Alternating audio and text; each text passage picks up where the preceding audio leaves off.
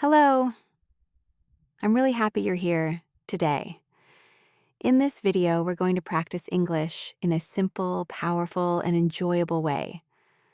The shadowing technique method helps you sound more natural, improve listening, and speak with confidence. Listen carefully. Today's story is interesting, romantic, and full of surprises. It's called That Trip Wasn't an Accident. Let's start. My name is Mary Collins. I'm 24 years old. I live in Austin, Texas, and I work at a large technology company downtown.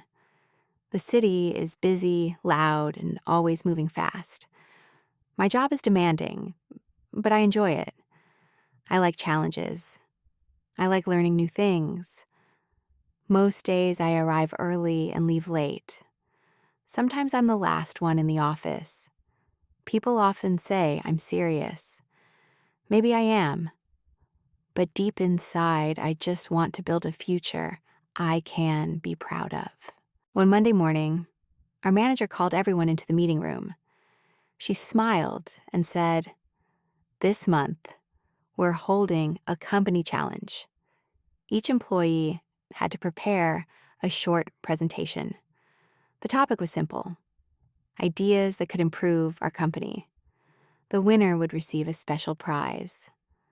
I felt my heart beat faster. I didn't know what the prize was, but I wanted it. That week, I stayed late every night. The office lights were dim, the hallways were quiet. I skipped dinners, I drank too much coffee. I practiced speaking in front of the mirror, again and again. I wasn't trying to impress anyone. I was trying to prove something to myself. When presentation day arrived, I wore a navy blue dress and simple heels. My hands felt cold. When it was my turn, I stood up and took a deep breath. I spoke slowly, clearly. I shared my ideas with confidence, even when my voice shook a little. When I finished, the room was quiet. Then applause filled the space. Later that afternoon, the manager announced the winner. She said my name. For a moment, I thought I imagined it. "Mary," she said, "your prize is a 3-day company-sponsored trip to Hawaii. A tropical vacation, fully paid." I felt like the room disappeared around me. That evening, I told my parents. They hugged me tightly. "You earned this," my mother said. The day of the trip arrived quickly. Early in the morning, I took a taxi to the harbor. A large cruise ship waited near the dock. The sky was bright blue. The air smelled like salt and sunshine. Everything felt perfect. Until something unexpected happened. As I walked near the entrance, someone suddenly grabbed my bag. I screamed. My heart raced. Fear rushed through my body. People turned their heads, but no one moved. Then suddenly, a man ran toward us. He shouted loudly. The thief dropped my bag and ran away. My hands were shaking. "Are you okay?" the man asked.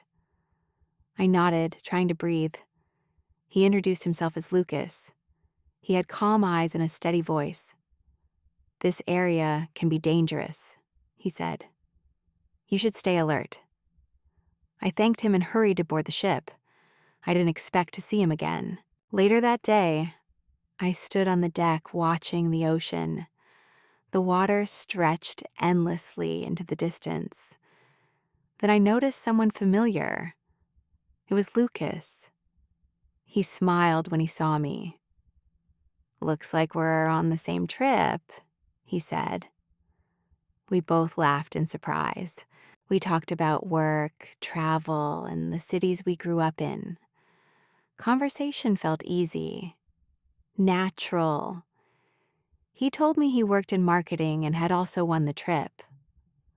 By the end of the evening, I felt comfortable around him. Not rushed, not forced, just calm. The next morning, we arrived in Hawaii. The water was crystal clear. The sand was soft and white. Palm trees moved gently in the warm wind. Each guest had a small beach bungalow. I stood on my balcony and listened to the waves. I felt free. Over the next 2 days, Lucas and I spent a lot of time together. We swam in the ocean. We drank coconut water. We watched the sunset in silence. Late at night, we talked about life and dreams.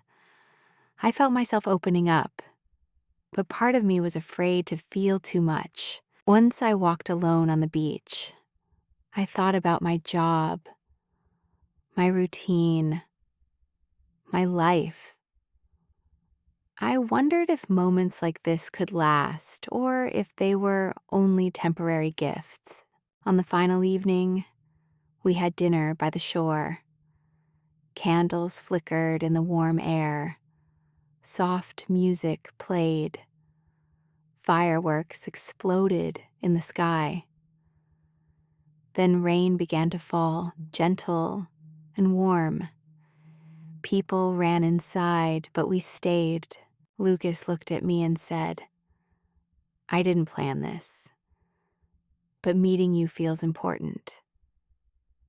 My heart beat faster. "I feel the same," I said quietly. He took my hand. No promises, no pressure, just honesty. The next morning, we packed our bags.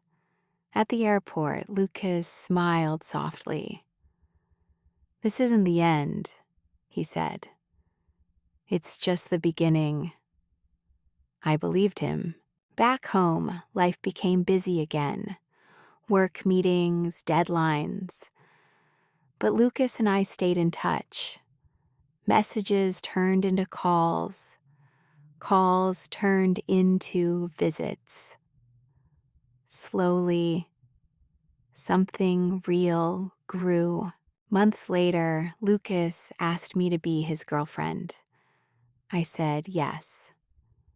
That night, I thought about the presentation, the competition, the prize, and I smiled. The trip was never the real gift. The courage to open my heart was. Now it's your turn. Listen again. Pause after each sentence. Repeat it like a shadow. Practice every day, even 10 minutes helps. Thank you for learning with me. Don't forget to like, comment, and subscribe. See you next time.